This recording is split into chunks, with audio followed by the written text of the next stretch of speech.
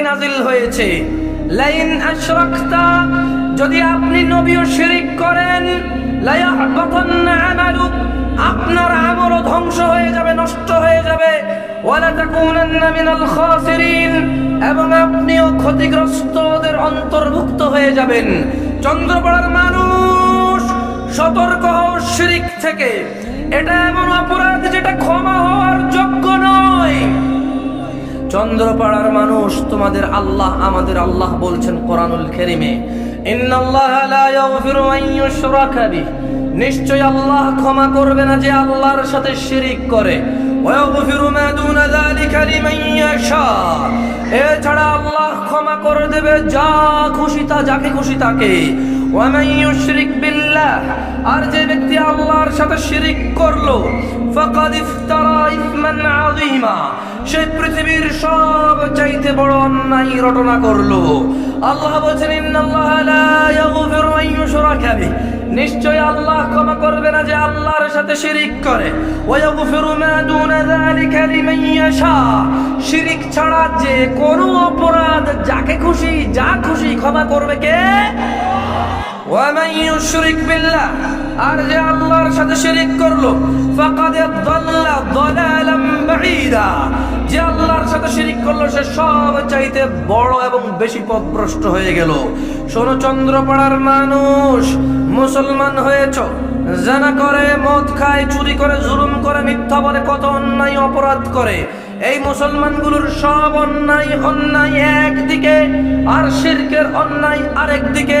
এই পুরো পৃথিবীর যত জিন এবং মানুষ আল্লাহ তৈরি করেছে, যত জিন এবং মানুষ মিলে কিয়ামত পর্যন্ত অপরাধ করলে আল্লাহ এত রাগ করে না যত রাগ আল্লাহ শিরিক করলে করে।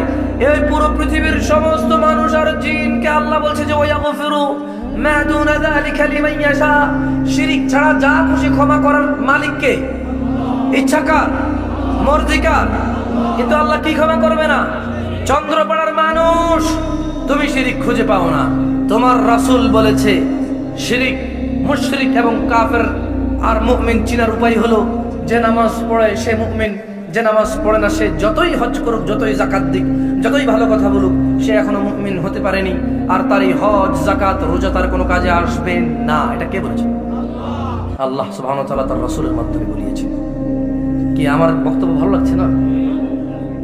ওয়াল্লাহি দেখুন, আমি এখানে আসছি একটা উদ্দেশ্য নিয়ে। আমি চাই আমার পরিচিত, আমি বেঁচে থাকা অবস্থায় যত মানুষকে আমি চিনি, যত মানুষের আমার সাক্ষাৎ হবে, আমি সহকারে, আমি চাই কেউ যাতে চিরস্থায়ী জাহান্নামী না হয়। আমার চাহিদা কেউ জাহান্নামে যেতে না যায়, কারণ এটা আমার কোনো লাভ নাই। তবুও মানুষ অপরাধ করে, আল্লাহ বিচার করবে, যাকে খুশি মাফ করবে, যাকে খুশি আল্লাহ শাস্তি দেবে। কিন্তু শাস্তির মধ্যে পার্থক্য আছে। চন্দ্রপাড়ার মা বোনেরা, চন্দ্রপাড়ার পুরুষরা, শাস্তির মধ্যে পার্থক্য আছে। একটা হচ্ছে চিরস্থায়ী জাহান্নাম থেকে আর বের হবে না, আর একটা হচ্ছে আল্লাহ শাস্তি দিবে কিন্তু ওখান থেকে আবার বের করে জান্নাত দেবে। আমি চাচ্ছি যে তোমরা ওই অপরাধটা থেকে, মানে তোমাদের অপরাধ থেকে তোমরা বিরত হও, কিন্তু সবার আগে তোমরা শিরিক থেকে বিরত হও, তারপর তোমাদের যত অপরাধ আছে সব থেকে তোমরা বিরত হও। মনে রাখবে, তোমার যদি শিরিক থাকা অবস্থায় মৃত্যু চলে আসে, ওয়াল্লাহি তোমার কোনো ওলি মুর্শিদ থাকবে না, এবং তুমি, হ্যাঁ, মুহাম্মদ সাল্লাল্লাহু আলাইহি ওয়াসাল্লাম তাই বলেছেন যে আর জাহান্নাম থেকে বের হতে পারবে না, একে বের করবে না আল্লাহ। আমি চাই তুমি এই শিরিক থেকে বাঁচো, তুমি আল্লাহর জান্নাতের দিকে এগিয়ে আসো, তুমি শিরিক থেকে বাঁচো। শোনো, জান্নাতকে আল্লাহ সবার উপরে হারাম করেনি। আল্লাহ শুধু জান্নাতকে একেবারে পরিপূর্ণ চূড়ান্ত হারাম নিষিদ্ধ করেছে শুধু মুশরিকের উপরে। কার উপরে? কার উপরে?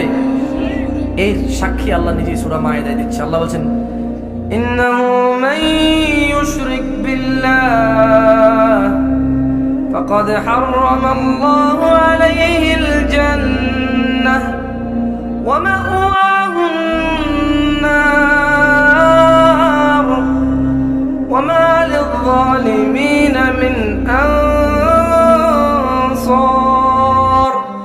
ইন্নাহু মান ইউশরিক বিল্লাহ, নিশ্চয় যে আল্লাহর সাথে শরীক করলো, ফাকাদ হারামাল্লাহু আলাইহিল জান্নাহ, আল্লাহ তার উপরে জান্নাতকে হারাম, জান্নাতকে নিষিদ্ধ করে দিয়েছে। ওয়া মাওয়াহুন নার, চিরস্থায়ী জাহান্নাম। ওয়া মা লিয-যালিমিনা মিন আনসার, এবং ওই জাহান্নামের মধ্যে ওই মুশরিককে কোনো সাহায্যকারী কেউ থাকবে না। চন্দ্রপাড়ার মানুষ, ইত্তাকিল্লাহ হাক্কা তুকাতি, আল্লাহকে ভয় করে যেভাবে ভয় করা উচিত। চন্দ্রপাড়ার মানুষ, নিজেকে শিরিক মুক্ত করো। নিজের শিরিক যদি খুঁজে না পাও, যদি তুমি অনেক মসজিদ ব্যতীত অনেক জায়গায় যাও, আল্লাহ ব্যতীত আল্লাহর কাছে সরাসরি না চেয়ে অনেক মাধ্যম তুমি খোঁজ করো, তোমাকে যদি এগুলাতে না করি তুমি রাগ করো, তুমি মনে করো আমি ভুল বলেছি, আমি কারো টাকা খেয়ে কথা বলছি, তবে শোনো, তোমার সাথে তর্কে লিপ্ত হওয়ার আমার কোনো অনুভূতি নেই। আমি প্রয়োজন বোধ করি না, কারণ আমি বুঝে ফেলেছি তুমি আমার ভাই। ওই একটু আমার উপর রাগ করলে ধমকাবা, আবার যদি আমি মাপ চেয়ে গলায় জড়াই, তুমি আমাকে গলায় নিয়ে নেবা। তাই তোমার সাথে আমার শুরু থেকে ঝগড়ার দরকার নেই। যাও, তোমার সাথে ঝগড়া করলাম না। তোমার অমুক তুমক কত কেউ আছে যারা আল্লাহর বিপক্ষে গিয়ে তোমাদেরকে আশ্রয় সাহায্য দিয়ে দিবে, তোমরা মনে করো। তোমাদের এই মনে করা নিয়ে তো আমার কোনো দায় নেই।